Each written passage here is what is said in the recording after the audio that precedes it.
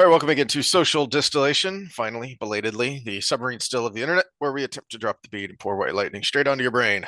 What are we talking about today, Samo? For this section, it's actually going to be uploaded as part two, but we're doing it first to get our Mhm. feet wet because it's pretty easy. We're going to talk about the presidential debate because Yeah, we got to get that one while it's fresh. We usually let things simmer. I'm slow cooking some ribs right now, so if you see some speaking of hiccups, it's simmering, because I gotta yeah. turn things here and there every several minutes, but or every 30 minutes. But yeah, we got to get on this. I've got some stuff. You said you wanted to focus on the first question. Hmm. I've got my thoughts on some things that have to do with both of them and kind of Hmm. breaking them down from a distance. Yeah, Uh, really, my thoughts were already kind of more on the meta than the debate itself. And that was really all crystallized while we were on Saturday. We usually record this on Friday, but we were both kind of sick. I was really out of it yesterday. So I'm prepping for Towers of Midnight, and the first chapter made me go, you know what?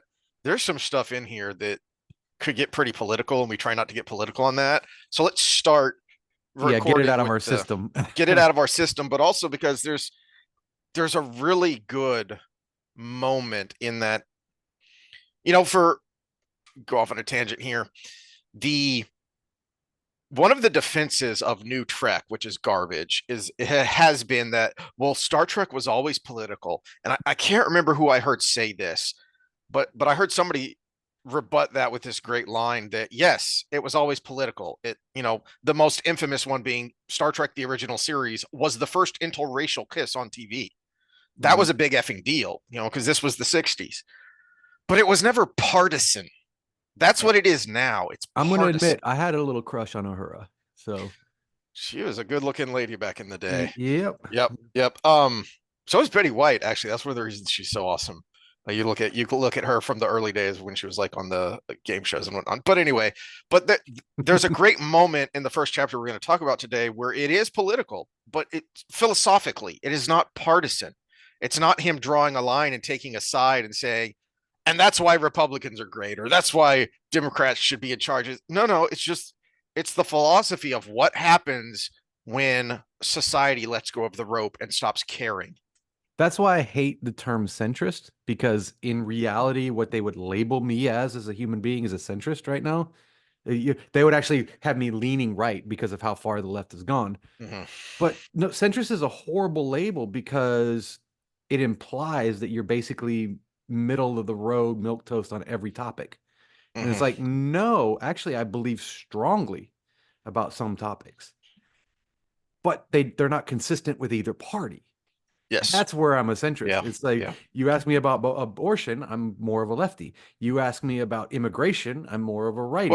You the know? abortion one is a good example because it came up in the debate, and I don't want to get in the weeds on that. But to your point about how you're more of a lefty, well, not really, because I think your stance on abortion is a great example of how you don't fit in either party because both parties, hmm partisans partisans that strongly identify with either party would both call you a terrible person and say hmm your ideas are heretical and wrong. Yeah, which is funny because Florida, before DeSantis did his new abortion law, was right where I said it probably it should be. Because I say 20 to 24 and it was 20.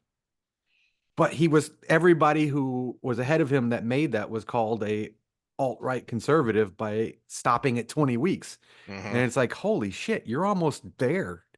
Mm-hmm. That baby's basically viable Mm-hmm. at that point. It would be a struggle, but it could live. And, for those of us that were born with medical conditions, you say, well, just give me a chance. So speaking of that segues me nicely into my first kind of meta point, which was my expectations going into the debate. And it was that the the moderators are going to do everything they can to prop up Biden.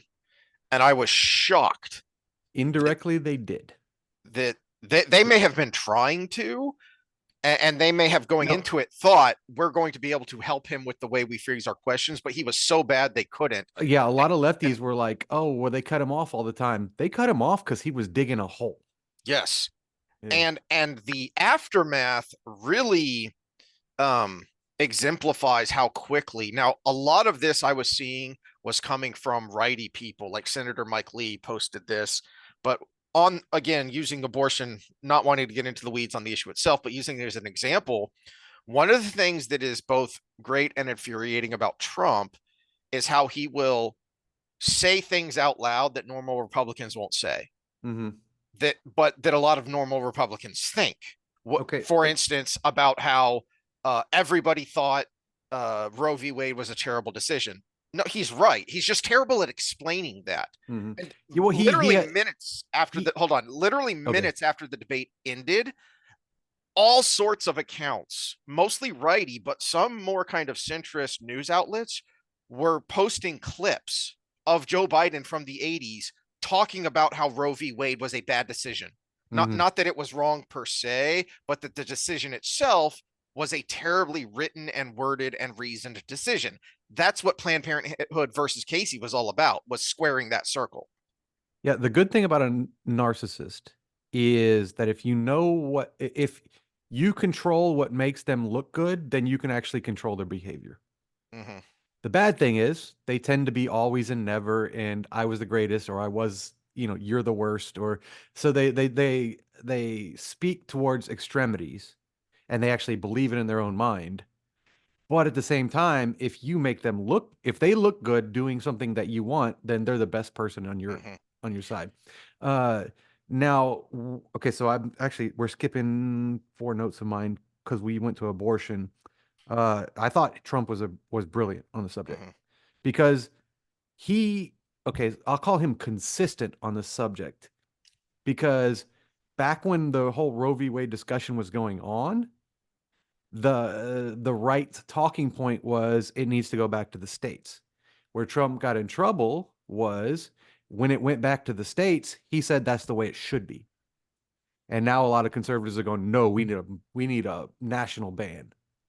And that's where he's actually consistent here, which I appreciate, but at the same time, it's what scares me about the pendulum effect. Because the mantra was it should be at the states. As soon as it was at the states, it's okay, now let's take it a step further. No, we got to define the slippery slope. We got to put the boundary. You say it should be states, it'll be states, and you have to accept that some states won't have your same ideals. That's why I prefer a national amendment, but for different reasons than the conservatives want. They want to ban it for different reasons than the progressives want it because they want it to be willy nilly. Uh, I say we set a range that is acceptable to everybody except for the extremists, and then the states can be within those ranges. 20 weeks is kind of where I sit. Texas sits at 6, but they would, if we had a range, it could be 12, and 24 could be maybe the end of that range. We've got this thing where okay, we got this whole window of time where it's becoming human, but it then becomes viable. And Biden tried to get himself out of that by saying Roe addressed these things, Mm-hmm. but Trump was completely right that it didn't. Mm-hmm. It set a lower limit to what you could do, but it never set an upper limit to what you can do. And that was one of the two big problems with Roe v. Wade is it never set an upper limit. So states were taking advantage of that, including Maryland, which was, I wish Trump would have brought this up, that after death, there's a window of time where no questions asked if your baby died. Oh, it was SIDS with a pillow over their face, but it was SIDS. And that was a problem. You could have a lower limit where Texas was technically kind of pushing the line of that, but there was no upper limit. It was a one-sided deal. And so yeah, we could probably look at something right like Roe v. Wade as a starting point for a national plan, but you gotta set a limit on either side. Mm-hmm. And that's the part that I think the federal government needs to do versus dictating what states can do, period. Mm-hmm. Yeah. One of the reasons I think Trump, and this is again back to what my thoughts going into it was, these rules that were established, and I kind of laughed at the mics are going to be muted because I thought, you know, I was sure they did that thinking they were going to hinder Trump, and I thought, oh no, that's going to help Oh him. no, best thing that ever Yeah, happened to him. because for instance, that that debate in 2020 that was such a train wreck, it wasn't a train wreck because Trump was so combative. It was because he couldn't shut up. He couldn't Mhm. stop being combative. The best Even line in that even debate, back then, I don't think yeah, we were going on. Yeah, we were going on the podcast, I think, mhm. already. We talked a Uh, little bit about it, but yeah, I might have I, said something to the extent of just let the old man talk. exactly, because Yeah. I thought the best line in that whole debate for Trump was when he interrupted Biden about the cage. Who built the cages, Joe? Who built them? He should have left it at that. The problem with that line, that interruption, is he couldn't let it breathe.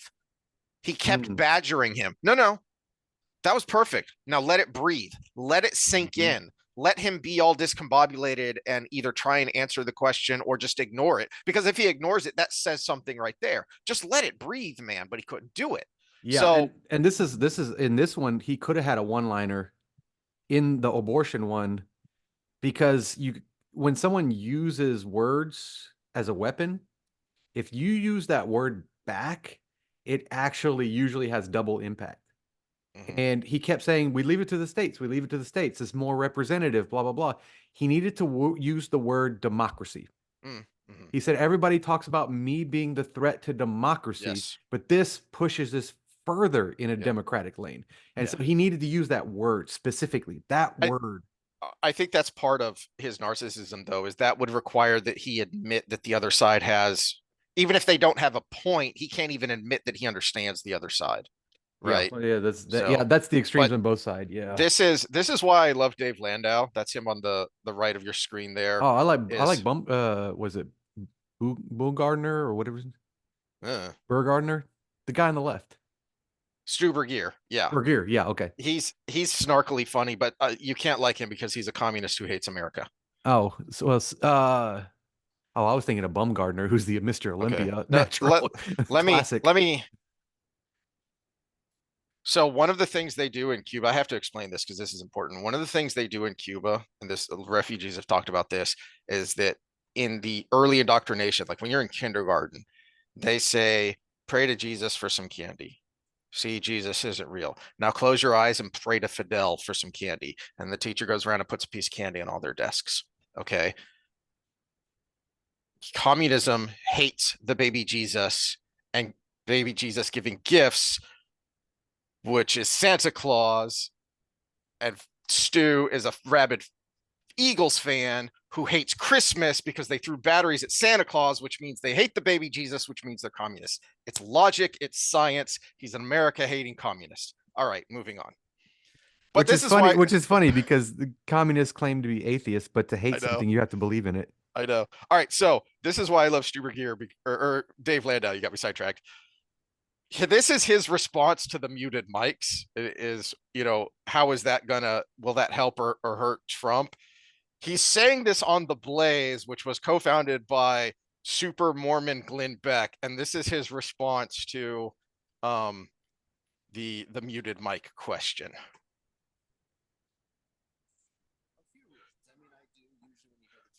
Can you turn it up? Ah, hold on a second.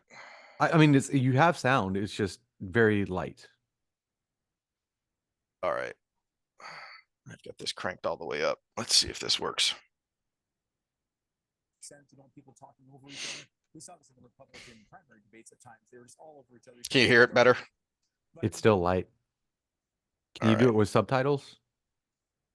No, let me.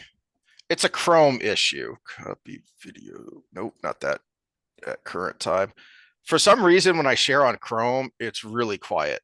If I Hmm. share on Opera, it's better. What's opera? But I mean, do you think it's Oh, Stop. that's Quiet. loud enough. Yeah, that's loud enough. Oh, you heard that? Yep. All right. Let me. Apparently, opera comes through when you're not sharing. It's awkward. Um, come on. Work with me here. Hopefully, you don't have your spank bang Uh-oh. on opera. I see that chair moving every once in a while. Well, old and uncomfortable, and I fidget a lot. All right. a good idea to have CNN in control of a mute button? A few reasons. I mean, I do. Usually, when you hear the term hot mic, Lindsey Graham's paying off a male stripper. But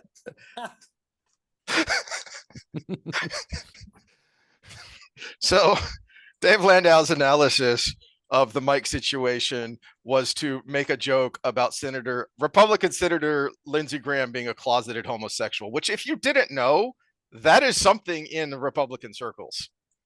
That is a thing and has been a thing.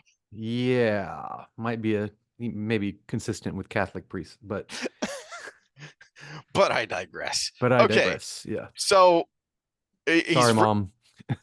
He's right though, in that it kept him more focused on the Biden side. Last thoughts going into the debate is, I was shocked at how bad Biden was, and I assume that's going to be one of the main takeaways. As from the moment he walked out, it was bad, and it just kept getting worse because righty media was talking about this in 2020 because the signs were there in the 2020 primary and then through the campaign once he'd secured the nomination. The signs were there that this Joe Biden was not the Joe Biden for. And one of the things that a lot of people have been sharing on X is showing clips of the vice presidential debate between Biden and Paul Ryan. And as much as I detest Biden as a human being, he actually is a savvy politician. And he was really good on his feet. So he's punching and counter punching great in that debate from just a debate 101 standpoint. Just ignore what he's saying and look at how he's saying it. And then you look at him, not even now, but in 2020, it was not the same guy. And so a lot of people on righty media were thinking he was going to glitch out and have a senior moment during debates, and it never happened. And so I was, so that had been turned up to 11 going into this debate. And I was like, nah, they're going to juice him up with whatever it is they juice him up with. And it's not going to happen. The problem is he's getting to an age where that could be a nuclear bomb inside of you. Everybody's like, oh, he didn't have enough Adderall or da, da, da. I'm like, you do realize he's got an 82-year-old heart, right? It's yeah. And as Dave Landau said 4 years after, ago, but as Dave Landau said after the debate when commenting on the stupid sidetrack discussion argument of who has the better golf game, is what he has in common with golf is we've stopped counting strokes. So it was and so it was so bad that we were texting back and forth about the conspiracy theorists who thought this was a setup, that this was a setup to get rid of Biden. I don't think it was. I think I was looking for something else, but I got this instead. Yep. Yeah. And did you hear what he said after the debate? No, I saw that he had people were all up in his face. He was very backhandedly defending Biden. He's like, no, you don't turn your back on your person and da da da da. And he goes, but I'm here and ready. Basically was the interview. So I'm ready to go if I'm needed. Landau's comment on that of was this a setup it was like watching Tommy at the end of Goodfellas. I was like, oh geez. And I really don't think that it was a setup to get rid of Biden. I think that was always a contingency plan in the mind of the people who are obviously running the government, because it's clearly not Joe, which is my biggest point that I'll put a pin in that. But the moderators were trying, but what can you do when that's what you're working with? Well, let's see what happened during that time. Let me share this. Have you seen this chart? These are betting odds on who's going to win the presidency. You told me about this, but I hadn't looked it up yet. Yeah, so this isn't I'd called people and they wanted to be nice when I polled them on the phone. This is people putting their money where their mouth is. Yeah. And there was a time in April-ish, looks like, both of the candidates were neck and neck. But in the time of last night, look at that almost vertical line down. He went from 37%-ish to 19.2. Again, these are people who are putting serious money on this. This isn't people that are just being nice to a telemarketer that calls them. Now, I'm wondering if that blip up that on the bottom there, that went up almost 8% ish. I wonder if I that's think that's Kennedy. Newsom. That's Newsom. Okay. Yeah, So looking where's at Kennedy? Oh, Kennedy's looking. the constantly falling one. Yeah. Oh, no, I can't tell which is which color. That is either Newsom or Obama. Okay, so this No, is Newsom is over Kennedy. 10%, so that's got to be Newsom. Yeah, Is so that yeah, this is Kennedy. He went from looking like almost 20% down to 2.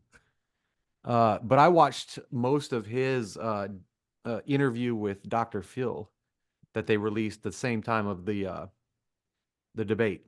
Mm. And I mean, yeah, he's being screwed by the media, realistically. Yes. Uh, Yeah, I've they got here's one thing about the debate we can get out of the way real quick is technically CNN made these rules that Mhm. excluded to. Kennedy, but neither Biden or Trump qualified by their rules. They're not on Oh, a I didn't single know that. ballot. You have to be on one of the CNN's rules was you have to be on enough ballots to actually get to 270. Biden and Trump are not on a ballot right now. That doesn't happen until after the That's a RNC good and the point because DNC. they're the presumptive nominees. Technically, they're not the nominees They're not until the after the nominees, convention. which is why Biden could just go to the DNC could just say, no, we don't want you. Yes. Because they have a delegate system. They don't have a Yes. pure primary system. So the delegates, They pretend they do because they have primaries, but they still have the super delegates. and it was also So their argument against Jan 6, by the way, too. But there's that. But they could, all the delegates could just come out and go. They could pick anybody. They could say, well, I know Biden got the popular vote in the primary, but we don't think he's mentally stable. So Newsom, you're up. And that's perfectly legal under their system. Yeah. Well, And the RNC is like a hybrid, but there's not enough that could just overturn it for Trump with no, actually, no, they have solid rules that so the reason there was a chance in 2016 that there could have been a contested convention is because it was highly improbable, but because no one dropped out, technically they just suspended. And they do that for finance reasons, because if you're just suspended, you can keep campaign fundraising, which is silly. But anyway, so that meant that they kept their delegates that they had already earned, which meant technically there were enough delegates in the hands of people who were not Trump that if they had all banded together, they could have blocked Trump. Yeah, except that Trump didn't lose a single state, so So it was highly improbable. Well, this time around, I should say. It was highly improbable in 2016 that was going to happen. Now, the way the delegates are, there's no way it cannot be Trump unless he drops out. Crap. I just looked at the new Vegas odds on VP for Trump. Doug Burgum is number 1 by far. How did that happen? Tim Scott dropped to number 6. No, number 6. Holy crap. My suspicion would be that he did the thinking is that Trump did so well in this debate, he can pick the money guy and doesn't have to pick the guy that gives him a big boost with any particular demographic. That's the only reason Burgum is up there, is because he's so vanilla and unknown, much like Tim Scott. But unlike Tim Scott, Burgum brings a ton of money to the campaign. Yeah, that's what I hear. Super rich himself. I always thought it was going to be between Scott and Gabbard, because do you want the black vote or do you want the woman vote? But then Vivek jumped back into and I think it's because of his performance at the Libertarian Committee. And right now, with the way and libertarians shot themselves in the foot, because the only reason this exists is because they elected who they did as their nominee, who is not going to be on every state's ballot because the election commissions for the Libertarian Party in a bunch of states said, no, we don't accept this guy. We're not taking that guy. Yeah, we're not taking this guy. So the Mises Caucus is behind Trump right now, which was the power in the Libertarian Party. So do you have any more particular thoughts about the debate? Any specific details that you want to go over? My first thought, I don't think we need to go too deep into. I said early on, Biden looks really and sounds really weak. And then what was on Trump's face that looked like a tumor on the side of his nose? I didn't notice that. Well, I had just gotten a new TV and it was 4K, all of the bells and whistles, and I went to shut it off uh when we were getting ready to do our DDO, and I got close to the TV and I was like, this looks doctored. And it was like the tumor looking thing, but it was like blurry all around it.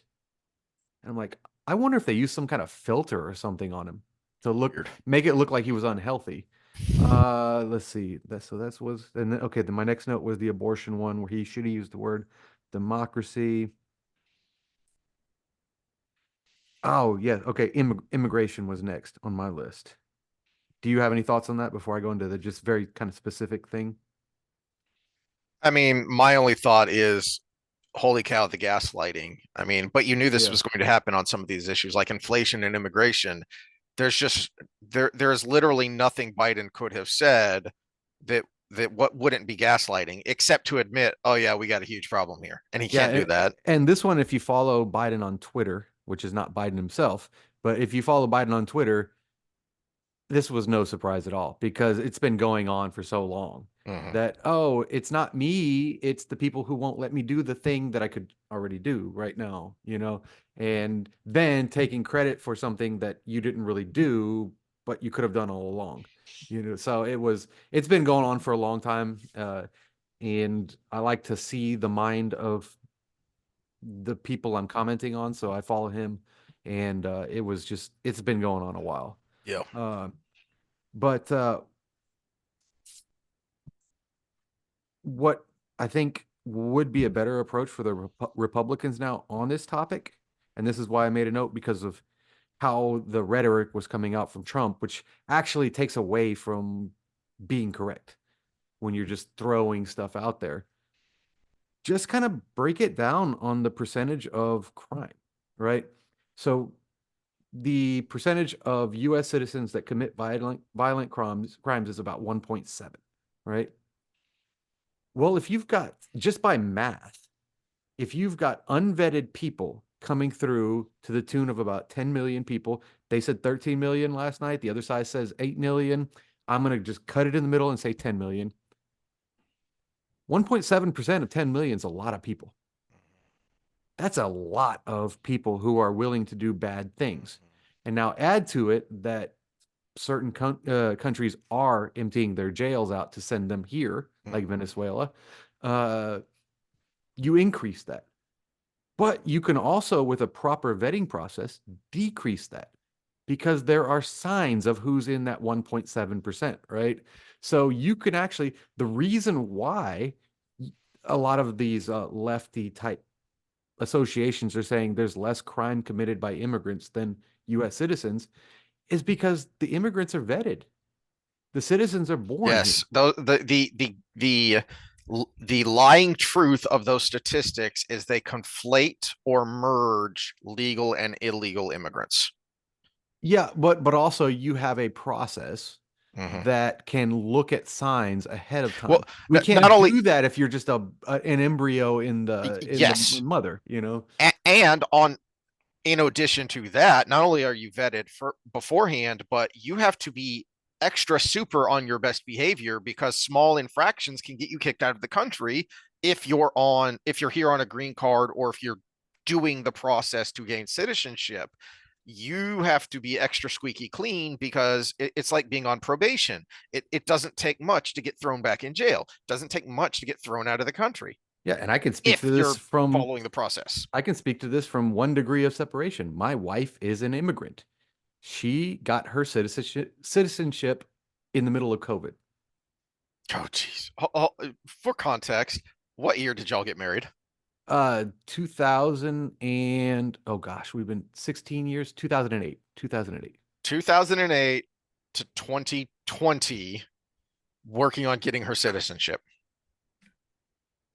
Well, I will say she didn't actively work on it until right before COVID because there was the fear that Trump was as xenophobic as everybody said he was. And she said, I have to do it now or else I might not qualify for it. So she did it after he had come into power. But Sorry, things were going on behind me. Okay, so Citizen now, but yeah, 20 some odd years and squeaky clean. You talk about Mhm. somebody who crosses their T's and dots their I's. It's the good German back there. It's Going through school and then med school and then residency and then a yeah, full-on talk about a doctor. productive member of society. Let's just say we pay more in taxes than most people make in a year. So it's it was everything right about what we want immigrants to be, and it still took that long. Yep. Yeah. Yeah. Well, all right. Anything else? Okay, comedic moment. A lot of people are talking about the moment where he said, "I don't understand a word you just said," but that was funny. Well, But not only was it funny, but it was genuine. It was well, I it can't was address that because I relevant. don't know Yeah. what he said at the end there, and I don't think he does either. Is pretty close to what he said there, but he said it in a way that wasn't that normal bombastic Trump being Trump and And giving had he someone a stupid interrupted, nickname. it might have been that way. And Yeah. it was both cutting, but also there was a degree of empathy there of, dude, this guy just ain't right. That's why I thought it was one of the better moments of the debate and why it may have stuck and landed with a lot of people. But my favorite comedic comment was not as generous, we'll say generous. Uh, when he was talking about the border and that Biden had stated, because he never lies according to the Mhm. normal media, that the Border Patrol supports him. And, and Trump came back and he says, actually, the Border Patrol supports me. You should ask them sometime, Brandon. And when he said that, I died. I had just taken a drink. I almost had another jalapeno martini moment. It was that one when I heard him say, "You should ask them, Brandon." But Well, then the fact checking on the pool team, they had like 8 people, so they can be constantly fact checking everything that was going on. And one of them piped up, actually posted just now on the Border Patrol Twitter yes, I was saw that big share. was no, we actually endorse Biden or Trump. Trump. We don't, Yeah. we don't endorse Biden. Yeah, and they basically said what Trump said of maybe you'd know that if you talked to us. So from the very beginning, though, what set me off before that point even, and since I follow a lot of former veterans who are now like podcasters and content creators and whatnot, this was a lot of what I was seeing, which was the very first question. He brought up Afghanistan as a positive. Biden made that comment that I'm the first president that no serviceman has died on Oof. foreign soil under my watch, and I'm like, That one was hard. did you forget about that debacle of the Afghanistan withdrawal? Forget all of the people that were left behind, and we have no idea what the hell happened to them, which includes some American citizens, by the way. And that story just fell off the face of the earth. But I saw people who normally don't get very political. Like I've brought up Sean Ryan before as a former SEAL, and he has the Sean Ryan show, and that's actually what I'm in the middle of listening to right now is his interview with RFK. And I saw him go off in a way that I've never seen him go off so blatantly political. I mean, it's pretty clear what his political leanings are when you listen to him, but he seems to, trying to take himself seriously as an interviewer. And so he's more interested in asking questions and getting from the guests what they have to say rather than inputting his own. I saw a clip of him just going off of how dare he of I believe the number was 19, mostly Marines, and I think there was an Air Force and or Army person in there as well who were killed in that bombing outside of, I think it was the airport in Kandahar, Kabul, I don't remember which. And and he is either so blatantly lying and gaslighting, assuming you will have forgotten about that or not care about it, or he's so far gone he doesn't even know that, hey, no, 19 men and women were killed in a bombing while you were disastrously hightailing it out of Afghanistan, you jackass. Not to mention everybody who's died from the equipment we left behind. But uh that's the problem here is he actually, from his history, we would say he's not been honest, but Mhm. he actually may be remembering what he remembers. Oh no, We that's do this yes. bad enough under normal brain circumstances, and then you add dementia to the whole thing. Yeah, someone who's clearly suffering from dementia. And that leads me into Yeah. my final thought, which is we talked a little bit up front about the horse race part of this of man, that was not a good look. And there are a lot of people very openly talking about Biden needs to go. Who which one is infuriating because one of the fun things I've been seeing going around are the side by sides, that people like to share on X of here's what this account said just a couple of weeks ago, let alone months ago, and now here's what it's saying tonight. Like the New York Times Mhm. and the cheap fakes, they were spreading that around. No, Biden's fine, Biden's fine, Biden's fine. And then right after the debate, a New York Times editorial came out saying, for the good of his party and the country, Biden needs to step down. Yeah, and the big Really, New York controversy now Times? is they wrote that 2 days before the debate. But I would like to, this is where I will defend the reporter that posted that on the New York Times, is he probably wrote 2 articles. One of them if Biden came out strong, and one of them if Biden came out weak. And then Which to me isn't a defense. That's adding to the indictment. no, because you do that with, I mean, No, no, no, t-shirts no. after a football game and Here's stuff. why. Yeah. Here's why. Because the horse race part of this is pissing me off. Because again, the No, signs I'm were defending the author because no, no, no, no. they have to be the Uh-uh. first to do it. No defense. No defense. Here's why. Like I said, during the 2020 campaign, the signs were there. In the last year, it has become painfully obvious that he is not all there. And we have been told over and over by the lefty media, Biden's sharp as a tack, especially in private. People are gushing about how sharp he is. And then they'll ignore the senior moments and show this, he's all fired up and he's on point. Well, yeah, he's, in a controlled environment looking at a prompter.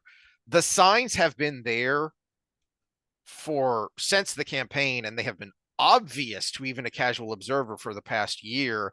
And you have been running protection on him, which here's to my point about why the horse race part of it pisses me off is because everyone is so focused on this. And the question that should be being asked by the Praetorian Guard media, who are supposed to be the watchdogs, is, excuse me, who's running the country? Because it sure as hell isn't him. Yeah, no, I will agree with you on the fact that the media should be more aggressive towards the power. But from a professional standpoint, the biggest weakness that I've ever had, and luckily I had enough ability to overcome it in a lot of ways, was not being first to the show. Yeah. I was first with my personal clients, but I was never first with publicly being out with it. And eventually the industry is going to go in a certain way because, you're subject to the success of your clients, right? So my biggest weakness was I was doing all these right things, but I was never out there putting it out there.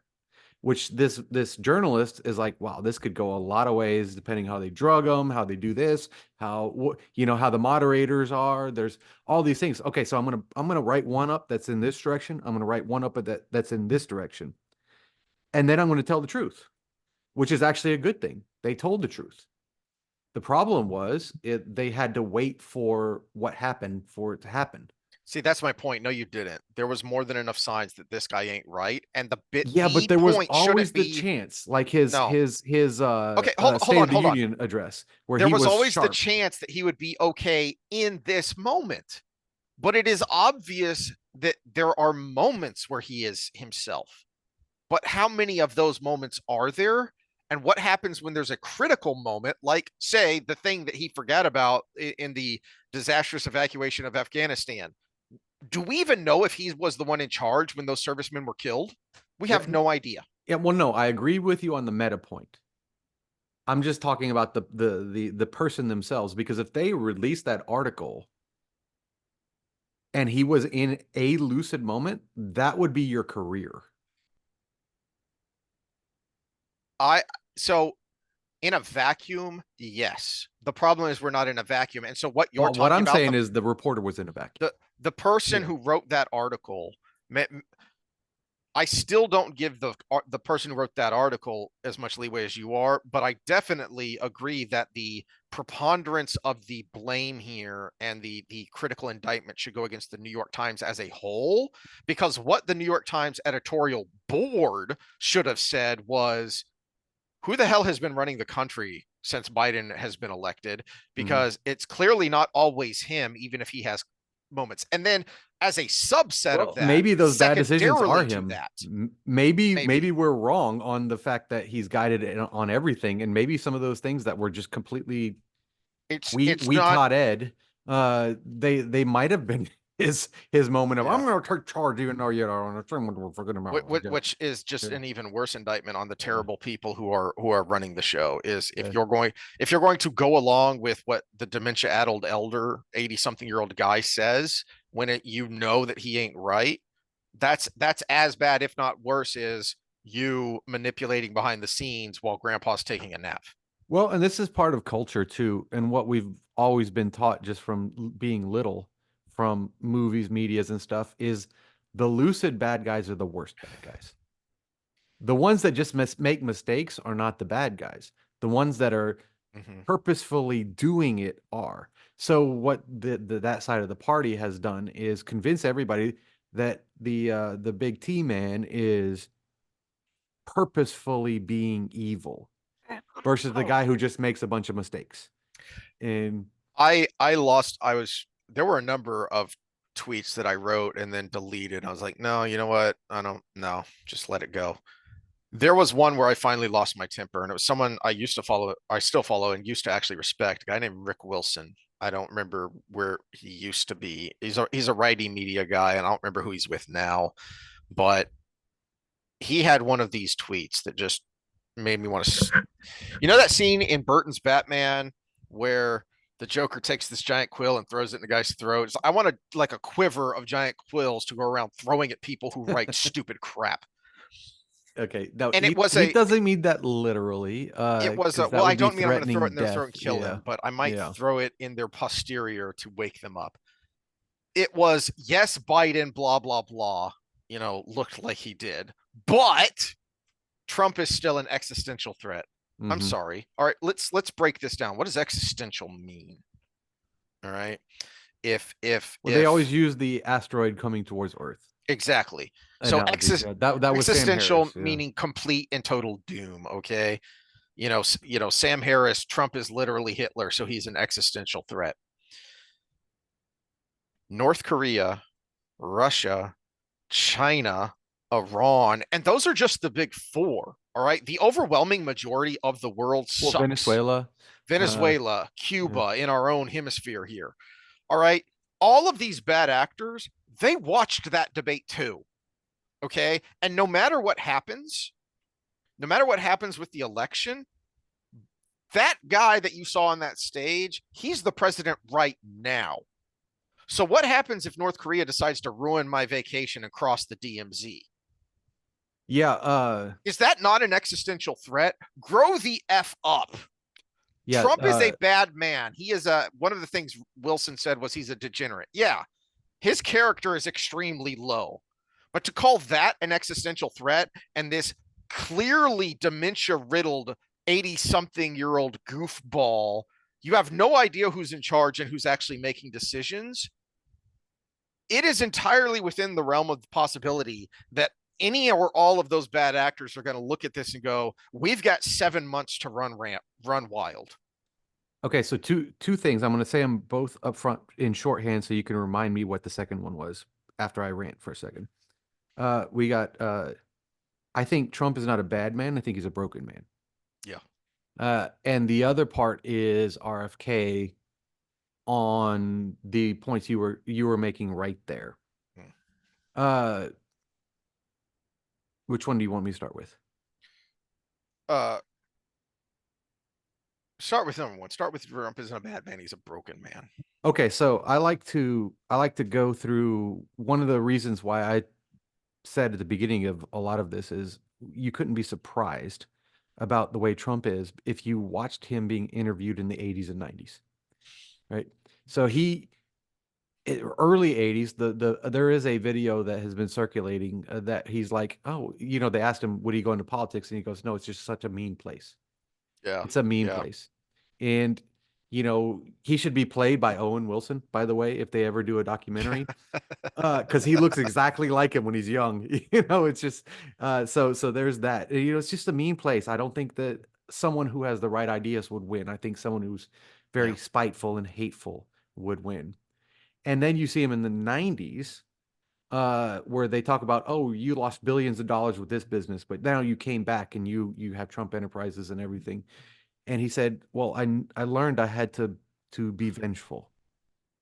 That was what I learned. I had to be vengeful. I had to take no prisoners. I had to do this. I had to do that. And when I tried to be nice, I lost money. Mhm. But when I learned to actually fire people and do the mean thing, that's when I turned things around. And when I turned things around, it made me look bad, but it was better for everybody else. Mhm. And I was like, that's the Trump you have now. And it was no surprise to me. Just like what's her name? Emilia Clarke. What was her character in Game of Thrones? Daenerys. Daenerys. Daenerys Targaryen, yeah. Yeah, there were so many people that were like, "Oh, she turned horrible in the last season." I'm like, "No, she was horrible the whole time.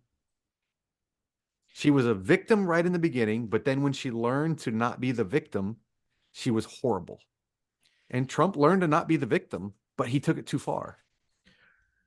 Which was that actually is interesting because it ties into something Glenn Beck said in the pregame coverage that I thought was really interesting. Because one of the frustrating things about some of the righty people in 2015 and 16, like even I already didn't really listen to Hannity, and he went off the deep end as a Trump sycophant. But what was so disappointing about Rush is that he was always good at giving you sound analysis without fear or favor, which included, you know, uh, famously, Ronald Reagan said the 11th commandment is thou shalt not attack thy fellow Republicans. Rush would follow that to a degree, but if someone was egregiously out of line, he would say so, and he would not worry about that these people have his number and they can call and yell at him, and he wouldn't care. He wouldn't do that with Trump. And one of the reasons was basically because he knew the guy personally. And he would say without saying, look, just trust me, this guy isn't the caricature that the media is making. The frustration was he would never tell you why.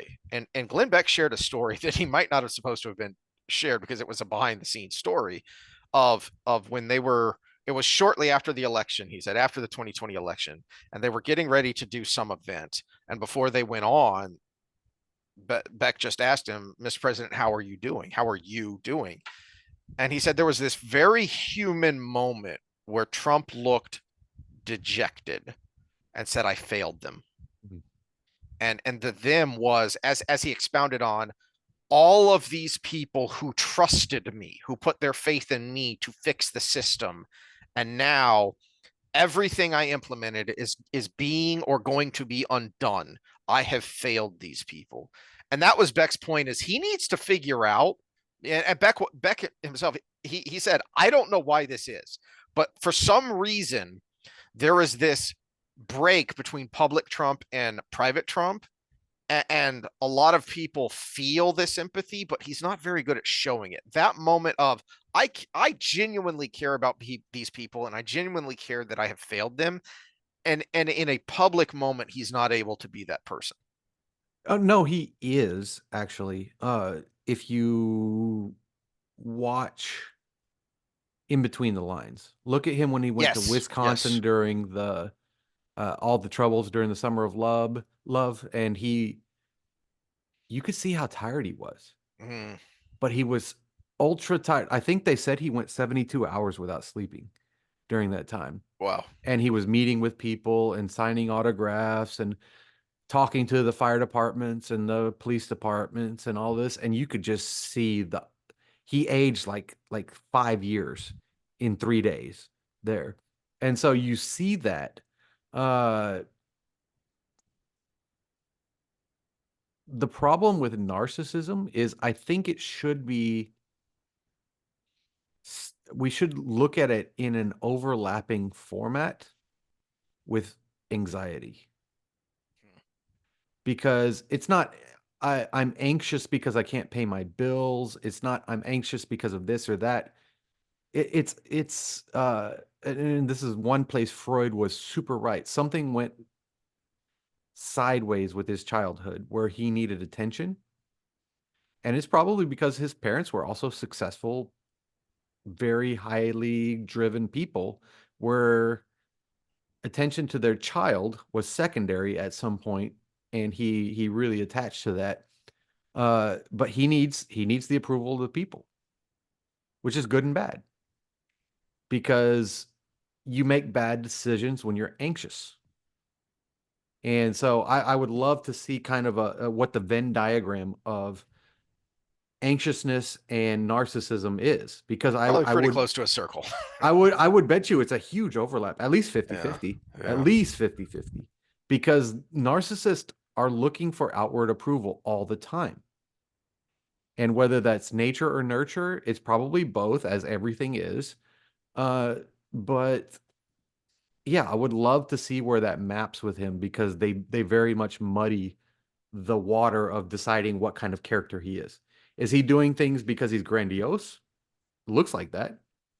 Or is he doing things because he really cares about what other people think about him, right? They overlap a lot, both of those things. And that actually gives me a little bit of sympathy, even though I'm probably still leaning RFK. I do have a lot of sympathy for the man who's been trashed by his Yes. enemies, Yeah. but at the same time might be just looking for acceptance. Well, especially when you look at all the memes of Trump glad handing and at parties with the Clintons and Sharpton and Schumer and all these people who are now call him literally Hitler. And I'm like, in the 90s and early 2000s, he was your buddy. Mm-hmm.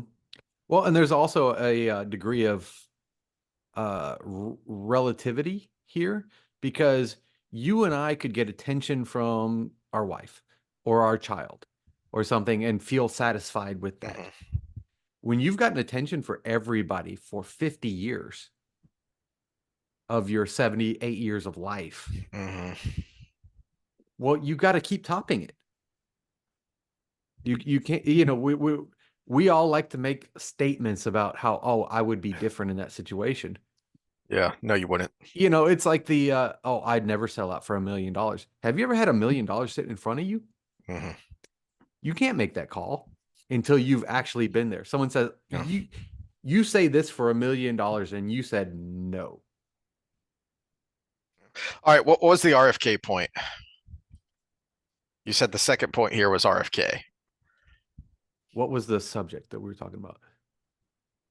It was the meta takeaway of this, of the who's in charge and what happens going forward, which for me, I think was it Russia?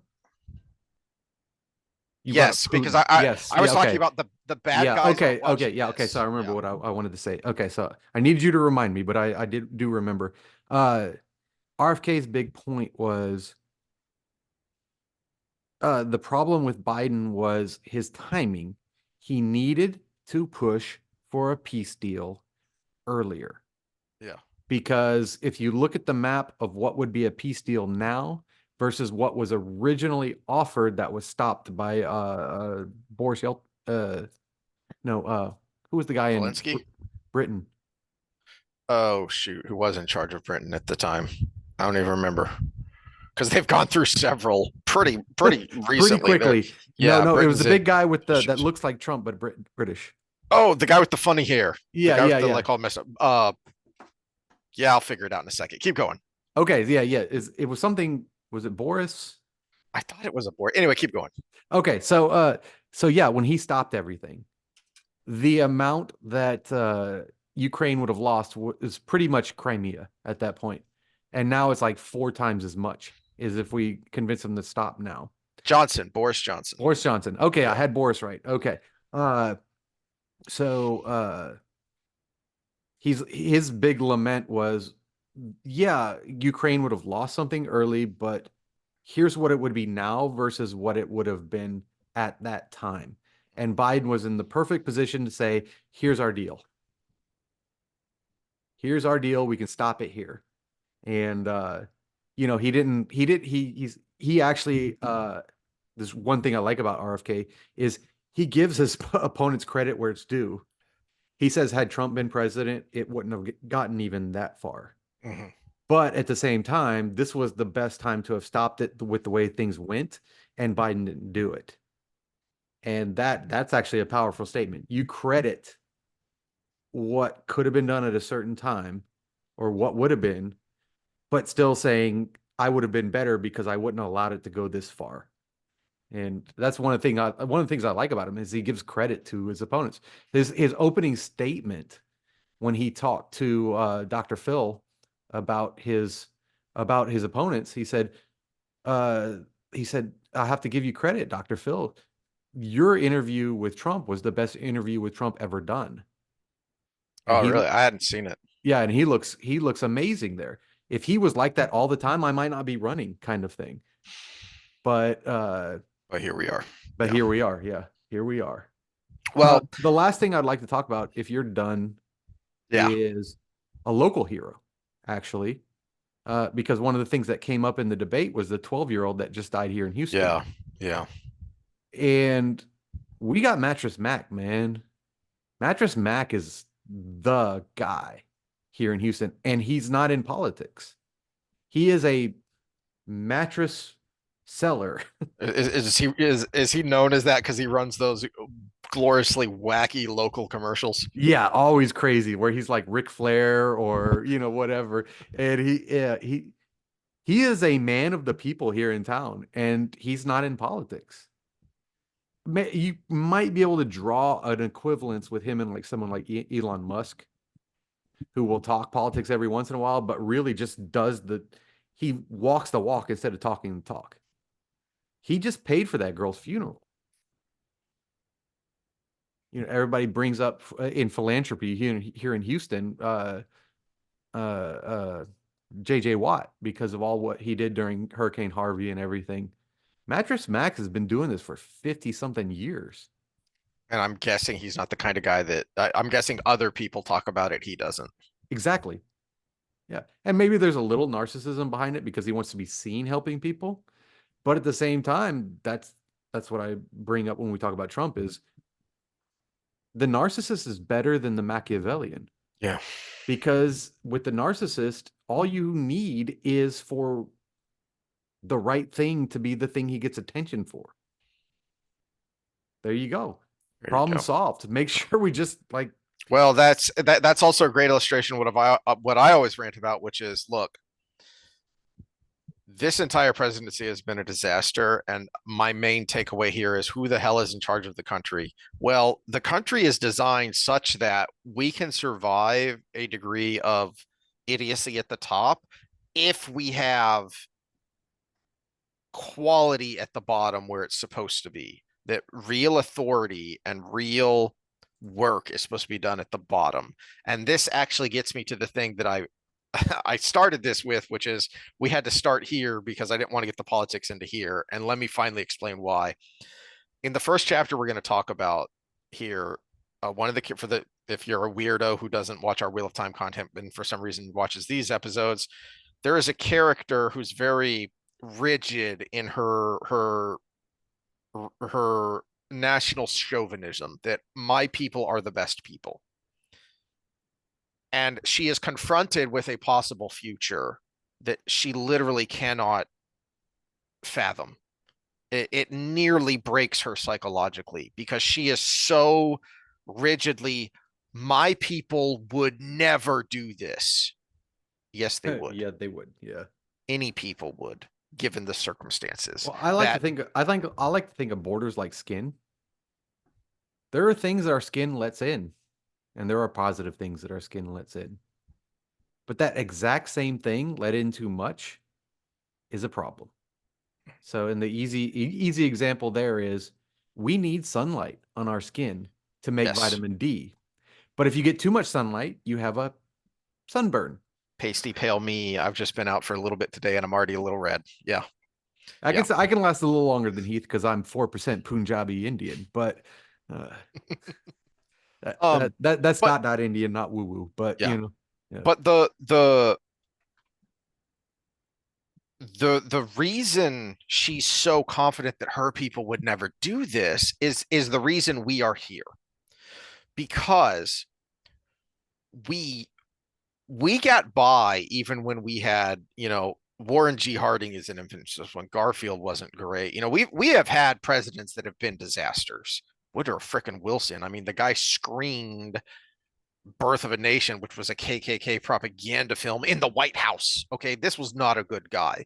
Okay, but we didn't fall as a nation because the foundation was stable, and the foundation was stable because we didn't just teach our kids clickbait. We didn't just teach them the headlines. We taught them the why. Okay, the reason the Aiel in Wheel of Time have a possible future where they become completely unmoored and completely unrecognizable from what they are in the main series is because they stopped teaching their kids why. So that they know about honor, but they don't know why. They don't know what it really means. They just know the word. They just Yeah, know the in fact, surface there's level. only a select few that ends up knowing why. Exactly. No, We I think that was actually a reference probably to the Catholic Church and Martin Luther, Hmm. because there was that was exactly the state of the church at the time. Was this is what the text actually said, and this is what we're teaching. Well, there are also plenty of analogies to say I'm, I've brought up defying Hitler a lot here on our shows because it is, I mean, it should be required reading for anyone just because it's so eye-opening. And one of the things that led to him being able to do what he did is because the country was in such turmoil in between world wars that they no longer knew why they were the way they were. Germany was the most culturally advanced, the most scientifically advanced country in the world in the early 1900s. Yeah, the reference Frankfurt Why? School. Yeah, right. Yes. But Yeah. but they stopped knowing why. They stopped knowing how they get there. They just knew that they were there. So obviously they're the best. And we can coast now. No, you can never go on autopilot. You cannot set the cruise control and take a nap. You still have to stay awake and stay between the lines. Mm-hmm. And, Yeah, and and that is it's why we are here, because we have been on cruise control and taking a nap. No one has been at the wheel to make sure we stay between the lines. yeah. I'm gonna make a reference here that might get us flagged, but a lot of people have a problem with Rammstein's song Deutschland, because they make reference to Watch that. the But video. The video is amazing. yeah, the video Yeah. is amazing. Their videos are cinematography in their videos is just outstanding Yeah. across the board. And I got to actually recently be able to see them on their last tour, which was Wow. amazing. They were up there rocking hard for 3 hours, and they're pushing 60 years old. So that's already a cool thing. But they got a lot of flack because they used the words Über allen in their Deutschland song. Mm-hmm. But if you listen to the lyrics and you translate them and you actually really pay attention to what they're saying, is they're saying we were arrogant to be that way. Mm-hmm. They're actually the Uber Allen they use is because I think Hitler was Uber alles. Mm-hmm. But the Uber Allen they used there actually corresponded with the 4 verses before that, which was we're arrogant beyond everyone else. We do this beyond everyone else. We are, we're being led by stupid people, basically, beyond everyone else. And then they say Uber Allen because that put it all together, where we're all of these things and we need to get better. Because it's actually a reference to this is the mistake we made. Yes. Yeah. They're saying that's why the video is so important, because they're saying, aren't we awesome? But then look at what we did. Yeah. Look at all And this it's stuff. Yeah. I like that it's so surreal, and yet you're still seeing all of the obvious, like this here. This is obvious imagery, right? And it's, aren't we awesome? We're the best. Guys, this is what we did. Yeah. The best did this. Because that's what happens when a society as a whole lets go of the rope, you fall fast. Yeah. Yeah. Yeah. And so, yeah, you look at Rammstein's lyrics and their cinematography, because they're both, I think one of the band members is the person who puts together the videos. That's also true for Slipknot. Slipknot, the guy who just killed himself, I think. Wow. That's a bummer. Yeah, is the one that put together all the cinematography, and it was, and I mean, it's modern poetry, it's visual poetry, Yeah. and this is why I love hard rock, because I was talking about this with a music snob that comes in and trains with me, and we were talking about heavy metal and hard rock and the whole movement against it way back in the 80s and 90s actually might have had a Streisand effect to push the devil worshiping things to the front, thing like Iron Maiden, or bands along those lines, Ozzy Osbourne, to push them to the front, because they actually were not nearly as good No, they weren't. as the really good hard rock bands. Cradle of Filth is amazing. You might look at the name and say, "Oh, I don't want to listen to that," but they're all love songs. Yeah. They're basically Romeo and Juliet songs. And Metallica's first 5 albums, I think, are still some of the best albums ever written. Black is classic, right? Kill Switch Engage, My Curse is one of the most poetic love songs you would ever listen to. What If I Was Nothing from All That Remains was 2015's best hard rock love song of all time. But all of these bands, and I'll just stick with Iron Maiden, that came up. You really listen to them, they weren't that great, but they had the lyrics that corresponded with the political movement that was heavy metal is devil music. And I think that had the Streisand effect to push them forward instead of actually push them down, which is what they intended to do. A great example of that is actually AC/DC's Highway to Hell, because the song is not about hell at all. It's a literal highway. I think in Florida, it was the song. If you listen to the lyrics, are all about the grind of trying to make it, because this was written early in their careers when they weren't what they were later. And amusingly, I didn't know this until recently. So the cover of that album has the lead singer with like devil horns and a devil tail coming over. That was not in the original. The photo shoot, the photo is what the photo was, and the band knew that this was going to be the album cover. And then after the fact, the label said, "Ooh, you know what we should do here? We should draw on these devil horns and this devil tail to lean into this for extra publicity." And then you got bands like Megadeth. Just like the Pied Piper led sheep to the it was actually a political song. It wasn't weird devil worshippers and we're all these things, but they kind of had a necrotic kind of feel to them, but the songs were about you're becoming a sheep to the system. Yeah. And then you got bands like Rage Against the Machine where it looked like that from the outside, but then you realize they're actually part of the machine. Yep. Like, yeah. All right. Well, this was supposed to be a quickie, and we've gone over an hour. So I think it's time to wrap it up so that Grandpa can go pee, and then we can talk about slightly less terrible things. Sounds good, because Grandpa Jr. by about a year and a couple months needs to pee as well. So any closing thoughts? Okay, so my closing thought would be this was obviously a win for Trump.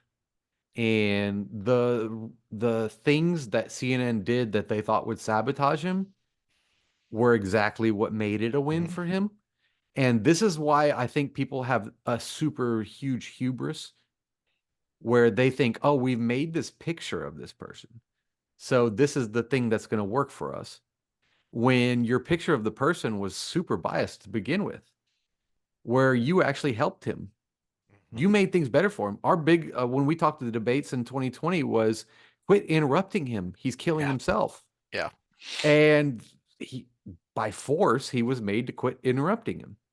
To that point, that leads me to my final thought, which is, to me, more interesting than the horse race crap is going to be, how does Trump capitalize on this? Because he needs to go in. He's heading into halftime, and he needs to build up a big lead because the opposing team is going to come back strong in the second half, because the media is not going to let it stay here. The access media, the corporate media, whatever happens, whether it's Biden stays or Biden goes, they're going to do a full court press in the second half to make the Democrat candidate likable. So I have not seen anyone else say this.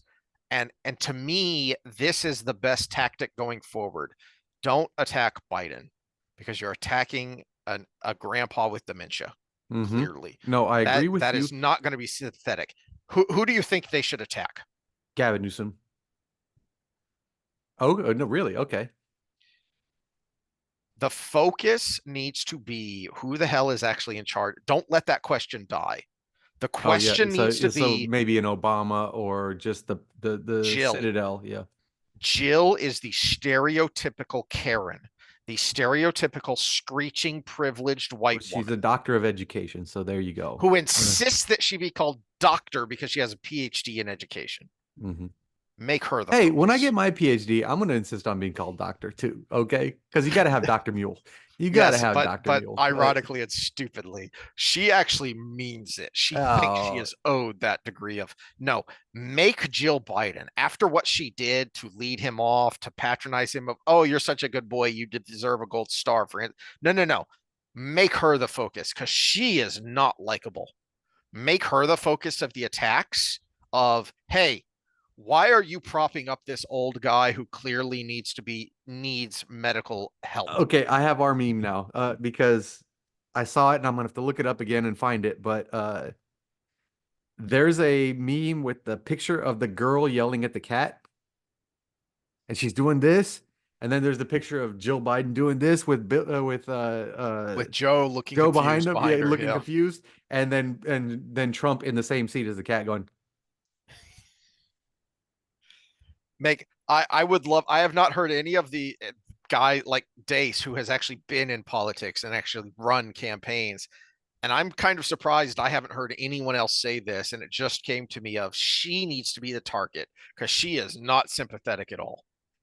Oh, she's letting this show go on the whole time. And so not only she's got to have power of attorney, doesn't she? Exactly. Not only do you personalize the target in a way that is useful, because it won't generate sympathy towards Biden, but it actually builds on this idea of the privileged white woman telling you how you should feel, that so many people, like, if you're trying to pull Black and Hispanic voters away from Democrats, that's going to get their attention. So yeah, everybody's talking about Newsom though, so what happens here. I'm going to make my final thought, the factor of RFK, because there's two ways that can play out. I brought it up, I think 2 episodes ago. If the Democratic Party reached out to him and said, come back, they're going to pull their normal 40% plus his 10%. That would be smart, which is why I don't think they'll do it. That would be smart. Yeah. But after this debate, I've changed it a little bit. He was pulling about 50-50 from either candidate. He might pull an additional 50 from the Democrat side, because they're like, well, we're Democrats, but this is the old school Democrat. And I could vote that way, and I wouldn't be voting for Trump. So I would love to see what that chunk is. I don't know how you would quantify it, but I would love to see what that chunk is right now. Because if he was pulling 10, he might be 25 right now.